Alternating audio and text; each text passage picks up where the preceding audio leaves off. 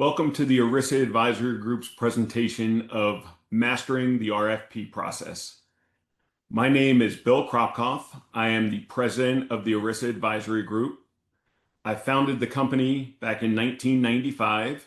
Prior to that, I spent 7 years as an investigator for the U.S. Department of Labor's EBSA, doing investigations and audits of ERISA-covered plans.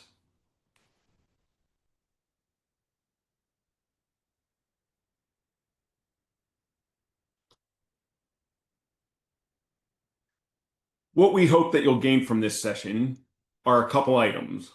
One is to have a roadmap of how RFP should be planned out, some proven strategies and techniques for creating effective RFPs, some practical guidance that you should be able to use when you are working on RFPs, some time-saving tips, and hopefully some confidence at the end of the day to be able to go out and run an RFP that is not only successful, but beneficial for you and your benefit plans. First, everyone wants to know, what is an RFP? An RFP is a request for proposal, and essentially it's a formal document that is issued by your company to solicit proposals from potential vendors or service providers, and it will provide essentially a blueprint for your benefit procurement process. RFPs matter because they encourage competition and innovation among vendors. They help you identify the best values and solutions for your organizations, and they reduce risk by setting expectations up front so that all parties know what's expected of them on both ends of the transactions. And they also create a standardized way to evaluate all vendors. One of the things that the Department of Labor requires of fiduciaries is that they be aware of their service providers, the services that they're providing to their plans. Are they what's out there in the market? Are the participants paying too much money for those services? So that is where really an RFP comes in handy, because you want to be able to say, if somebody ever comes in and asks, yes, we looked at our service providers, the benefits that they're providing are out there within what the general market is providing. And most importantly, the services that are being provided, the prices for those services are in line with what else is out there. So with an RFP, you want to have specific project goals and a scope. So you want clearly defined objectives and boundaries. You want requirements, both technical and functional specifications. You want to have a set timeline so that everybody knows when their responses will be due for the RFP, and then what your process is for making any decisions for the RFP winners. And then, most importantly, what your evaluation criteria is, because you want to make sure that all of your service providers are being evaluated with the same criteria, and that you're not utilizing certain criteria for one vendor and different criteria for another vendor. The RFP basics are important. You want to make sure that your communication is clear, that you clearly understand what is needed in a service provider, and the service provider clearly understands what you're looking for, the services that you need, and what is expected of them. You want to make sure that there is a fair selection process with no biases or no, selection of companies that maybe you like or you've worked with in the past. As long as they meet all of the criteria and are clearly ahead of all the other vendors, that's fine. But you want to make sure that there is a truly fair selection process. And then, really importantly, that service provider is going to be a partner with you and the plan. So you want to make sure that this process fosters trust and understanding, and it will essentially create the foundation for a long-term collaborative relationship with all the parties involved. A well-executed RFP provides a competitive advantage by allowing vendors to better highlight their strengths. You will see their weaknesses, if there are any, and align with your specific objectives. But most importantly, it will allow you to fully understand the services that you're going to receive and the costs associated with those services. So at the end of the day, there's no unexpected invoices or bills for services that you thought were included, but were not.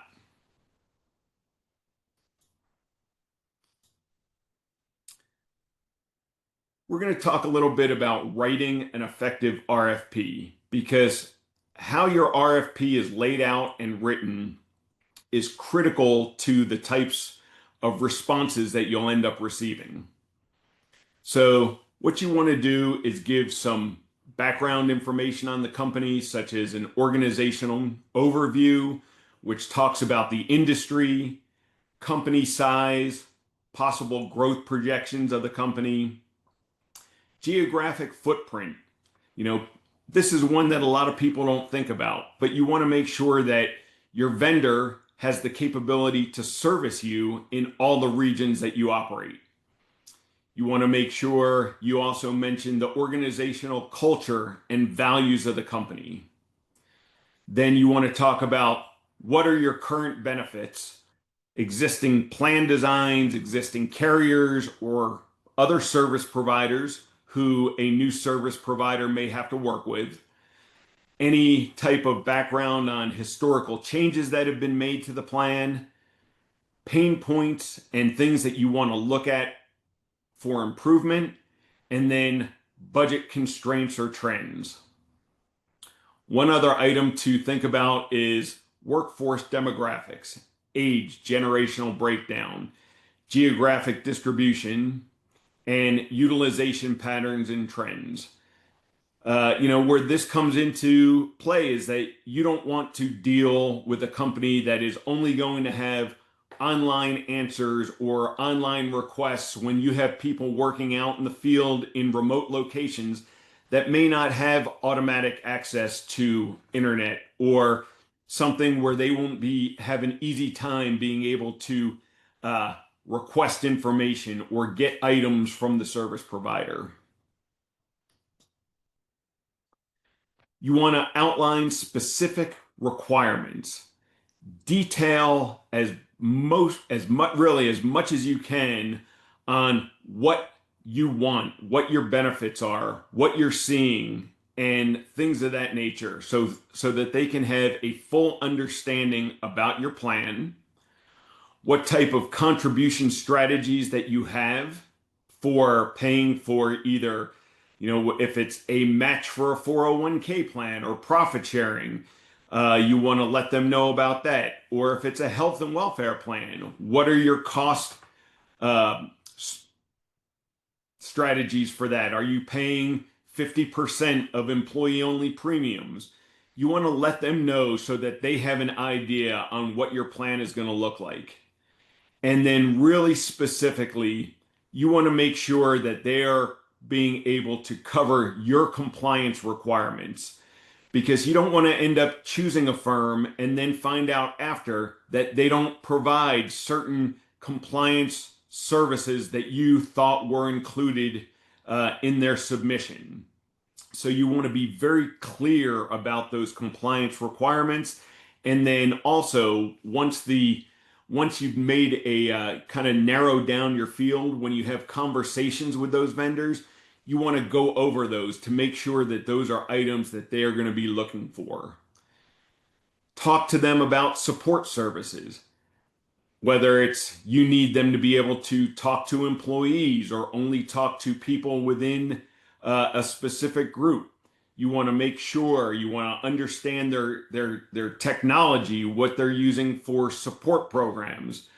And if they provide ongoing education and day-to-day assistance. You don't want to find out after the fact that every time you call them for a question, that's a charge that you weren't aware of or weren't expecting. So you want to outline these requirements very specifically so that everyone is on the same page and you can truly compare your service providers on an apples to apples basis.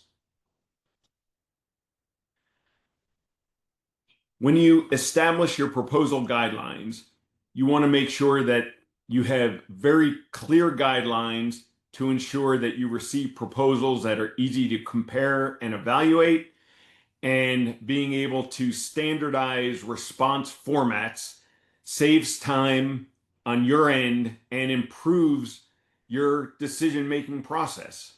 So give them format requirements, or when you provide the RFP, you lay out your format for them so that they know what they need to, what their requirements are.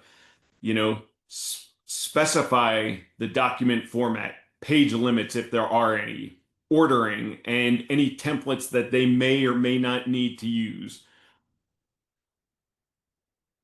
The required data that they must supply, you want to make sure you clearly identify the information that vendors need to include, whether it be claims history, what they do, what they're providing. Be very specific on the data that you are going to require from them. You want to ask them about their timeliness. Set firm not only with answering the RFP, but also find out, if they have any type of standards in place where they will return phone calls or answer emails within a certain time frame. And then also let them know what you expect from them on them responding to your RFP. You don't want to have someone say they will go ahead and answer and then never hear from them again. And you're continually wondering what happened. Are they going to respond? You want to have those clear expectations of what they need to do in order to be considered for your RFP. And then finally, you want to have contact protocols. Designate a specific person that they can ask for or communicate with to ask any questions about the RFP, what your preferred communication methods are, and then really the rules about them inquiring. You want to make sure that those are all laid out so everybody knows what is expected and how they have to compete. Another really good thing is that when you do get questions from one potential vendor, we think it's a really good idea to go ahead and send those out to any of the groups that you believe are participating in the RFP. This way, again, everybody has the same information. You didn't give one group specific information that another group doesn't have, and that everybody knows that they're playing, essentially on a level playing field. This is really important, and it's one item that a lot of companies don't think about, and that's really what and how do you set your evaluation criteria? If you're saying we're going to look at these 5 proposals and we want to make sure that all of them are being judged in a fair process, you have to come up with this a set evaluation criteria. Kind of what's on this slide is really just an example. It's something that we've used in the past, but it doesn't have to be this way. You can set any objectives and the percentage for those objectives that you would like. But things to think about are cost competitiveness, quality of their coverage, what does their service model look like, what are they offering for value-added services, and those really are services that, over and above what you require, and then the vendor experience, dealing with them through the RFP process is probably going to give you a good idea of what dealing with them after the fact is. If they're difficult to get responses from, if they're difficult to get a hold of during the RFP process, that same thing is probably going to hold true after the RFP is done. And if you've chosen them, you're going to think about that same experience because it's probably not going to change. So these are items that you can include. There are other things that may be important to you and your organization, and you want to make sure that those are absolutely covered in your evaluation criteria. You want to ensure clarity and transparency. When you prepare your RFP, you want to write with precision. You want to use plain language, avoid industry jargon, be very specific and measurable in your requests. Define terms that might be ambiguous. I mean, term that you're used to hearing may not mean the same thing to one of your service providers. So if you have any of those, make sure that they are very clear and plain. Include examples when requirements might be unclear. Again, these are all tips to make sure that you have a fair and useful RFP process. You want to be transparent. You want to disclose your decision-making timeline. They need to know when the question period is over, when the RFP submissions are due, the time that you will review the RFP submissions. You'll want to know when potential interviews will be done, and then ultimately a time frame when a final decision will be made. You want to explain who's going to be involved in the evaluation. Will it just be you as an individual? Is there a team in place who is making the decisions so that your providers know who they're going to be dealing with? Outline again what happens after the submission and how it's going to play out and the time frame for when it's going to play out. And then also give them feedback mechanisms for unsuccessful vendors. If you get submitted an RFP that does not meet the requirements that you've set out, or it's only partially complete, you want to give them the opportunity to either provide further documentation to continue participating in the RFP, or let them know exactly why they're being eliminated. And the final point on this is, if all your service providers don't understand what you want, they truly cannot provide the services that you need. Clarity in your RFP directly impacts the quality of your responses.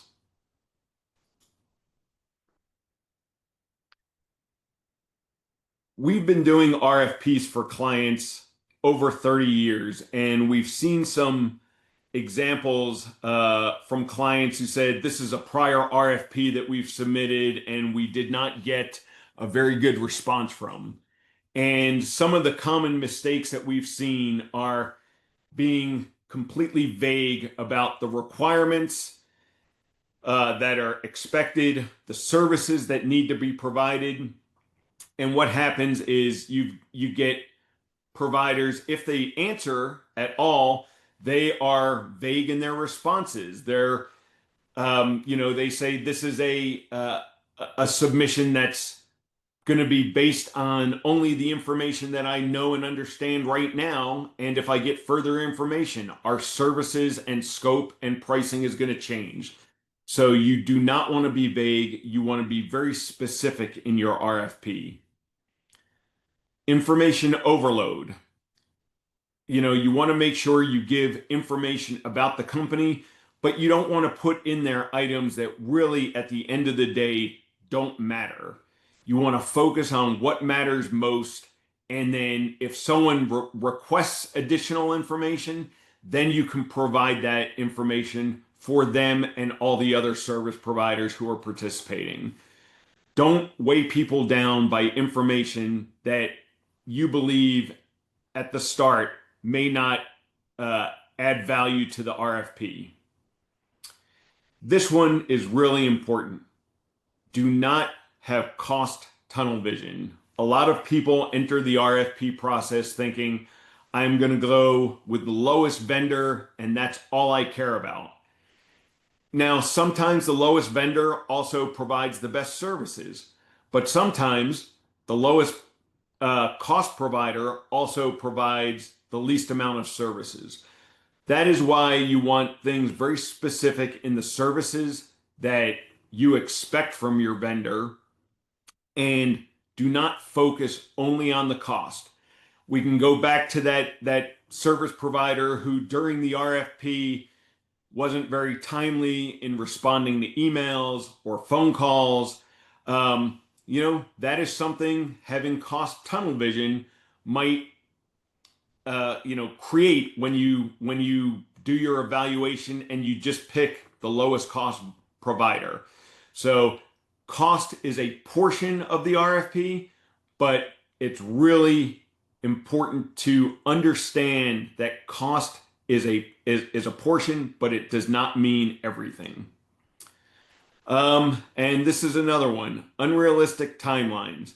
If you go ahead and issue an RFP that has a lot of information that needs to be provided, by the potential service providers, and you give them a week or 2 weeks to answer the RFP, that truly is an unrealistic timeline. And you want to make sure at the end of the day that an RFP is successful and gives you the information that you truly need and require to make a smart decision about service providers. So have realistic timeframes. Understand what it's going to take for someone to put together all of this information and allow adequate time for questions, thoughtful responses, and a thorough evaluation. Really important to understand, and it's something that we've seen that clients in the past have just not really thought about, and then they don't understand why they've spent time on their RFP. They send it out, they identify what they believe are correct vendors, and then don't get a response. You want to make sure that internally, whoever's working or in charge of the RFP has a true understanding of what the organization wants and is looking for for their service provider. You don't want to be operating under the impression that we're looking for X and then the company people who are making the final decision are looking for A. Everyone should be aligned on what is needed in a service provider and how the process is going to work. And then finally, communication on your side. You want to make sure that when a vendor asks questions, they're getting the information that they need. You want to make sure that, they're as comfortable with you as you are with them, because hopefully this will be a long-term relationship and a partner going forward. So establish clear communication channels and respond promptly to inquiries. These are some kind of best practices. Prepare thoroughly for your RFP, align your stakeholders, define clear goals, gather the data, and develop evaluation criteria before you draft the RFP. Second, focus on clarity. Create a concise, well-structured document that communicates requirements clearly and provides the necessary context so that everyone is on a level playing field. Encourage dialogue. You want to make sure that your providers respond to your RFP. So make sure that they can ask you those questions. Make sure you can have that dialogue between all of your vendors.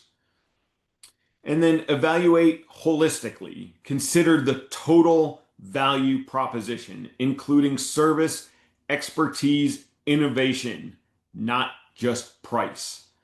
And then winning and losing vendors, provide feedback.